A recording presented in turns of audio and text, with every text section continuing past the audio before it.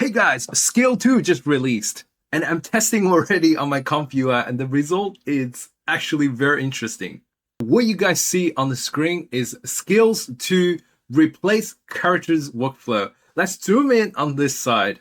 All right, so I just use myself because this is such short notice for this model to release. So I don't have a lot of time. So I just get one of the videos I made before as me just doing some silly poses in front of the camera. And then you upload a reference image. And then this model, what they're going to do is they're going to replace me here with the characters in here. And guys, this is a result, like really interesting. So it kept the original characters like anime style, but then completely replaced me and then copied all my movement. This is another example, guys. So this is another workflow. So this one, instead of replace characters, is actually using this video, which is me doing poses in front of camera as a reference control video. And then you just need to supply one photo, one PNG, and then it's completely copied everything. This is actually quite crazy technology. If you're thinking what I'm thinking, we can do so much with this. And in this video, I'm going to show you guys how can you set it up, this and which model to download and the workflow. I'll provide them all in my descriptions. All right, let's go. SCAIL-2 is specialized in human motion transfer and video generation. And this is a very good post in here I found, and I will leave them in the description so you guys can check and you can download all the workflow and models directly from this page. It's very, very good. So whoever made this page, big thank to you. So this is all the model you need. You need SAM 3.1 checkpoint and clip vision diffusion model is Wan2.1 14B, SCAIL-2, FP8. LoRA is image to video, and text encoder UMT5, and VAE is Wan2.1 VAE. All right. So for those people who don't know, my computer is RTX 3090. The time to generate a 720p video like this one takes me 800 seconds. So that's like, what, 30 minutes?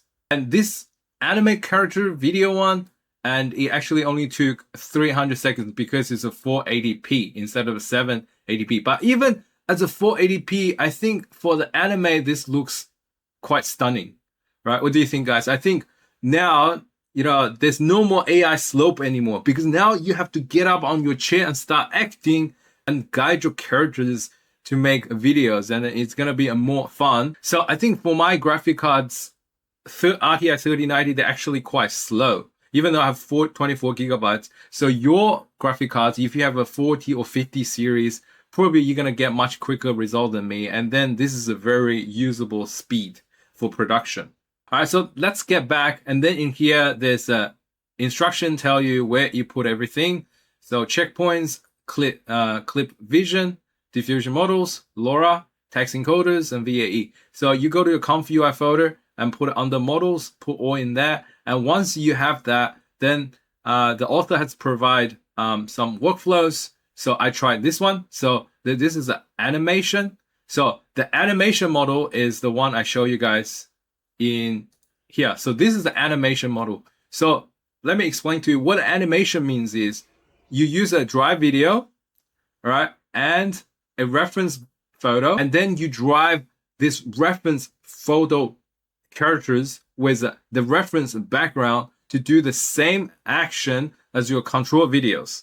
All right. So if, like, say, if I'm dancing and then using this same control videos, then this person in a purple hair will dancing in that office. All right. So that's the whole concept. And then there's another workflow here. It's called replacement workflow, which is the anime one I showed you guys before.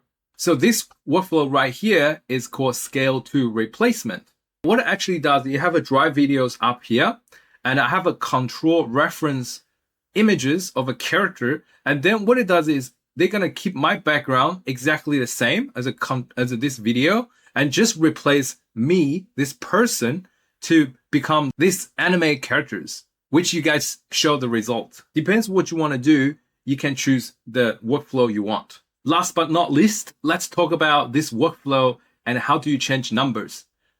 So this workflow actually surprisingly very, very clean. So the first thing you need to do is come to load video upload. So in here, you have to upload your control videos. And then this is a load image. So in here, you have to load your control image. So ideally, you want it to be using exactly the same composition and same size. So if your control video is horizontal, like a 16:9, your load image should be also 16:9. And if your control video, say me, is head to chest, then your reference image ideally should be head to chest.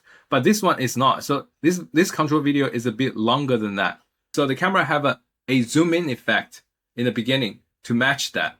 Yeah, so match your control video together with your reference photo will be a very good tip to get started. And then how do you control the resolution? So it's by using this megapixel slider here. This model is currently support up to 720p, all right? But then it's really not much a correct way to do 720p exact. But what you can do is you can start with 0.5, right? So then it's gonna be half of 1088, right? So that'd be like 544, right? So that's equivalent to about 480p, a little bit slightly above. So start with 0.5, and like I tested, if you upload a 1080p reference image, then 0.5 is gonna get you about 500p, all right? And then 0.8 is very close to 720p, all right? So does that make sense?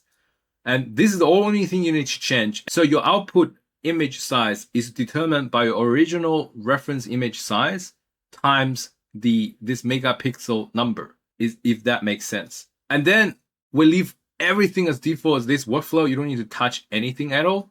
So the other thing you need to do is you just need to type a prompt. So the prompt is like super simple. The prompt I use is the woman making multiple poses in front of the camera. And that's it. You just need a very vague description because this model is going to do the masking and they're going to do everything for you. So after that, and it's pretty much done. So you just hit generate and the model will start to run. Okay. And don't be afraid by all this red stuff. You know, like I literally didn't even install any nodes. So everything I have, it's already there. So that's pretty good. So now this just SAM3 going to run the mask, and then it's going to go into the K samplers, and then they're just going to do the rendering from there. Now you just have to wait and you'll get your video. And then the thing is, this is only can get up to 5-second videos. And if you guys have a look on the page, if you guys go all the way down to here, they have a WAN Context Windows manual workflow. So in this way, it's supposed to create more than 5 seconds. So you need to set your context overlap to 29. I haven't tested this workflow, but you should be able to transfer longer videos, like more than 5 seconds. And for the character replacement, things works exactly the same. I think the only difference is the output now is not determined by your reference image, is rather determined by your reference video. So the reference video size and plus this megapixel is going to determine your output video size. All right. So if you put 0.5 and this is 1080p video, then your output going to be around 780p. All right. So half of 1080p, pretty much.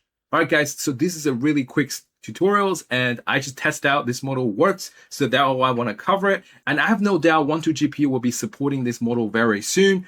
I strongly suggest you guys try it out now. It's super easy to install. So I actually made a side-by-side comparison of a dancing video motion transfer video, and I'm not going to play these videos for obvious reasons, but I will put this video in my Patreon and I will leave the link. You guys can view from there. So that's it for today's video. If you want to learn more about LTX 2.3, I have a whole playlist up here. Otherwise, you can click here to subscribe, and I will see you guys in Patreon. Have fun creating.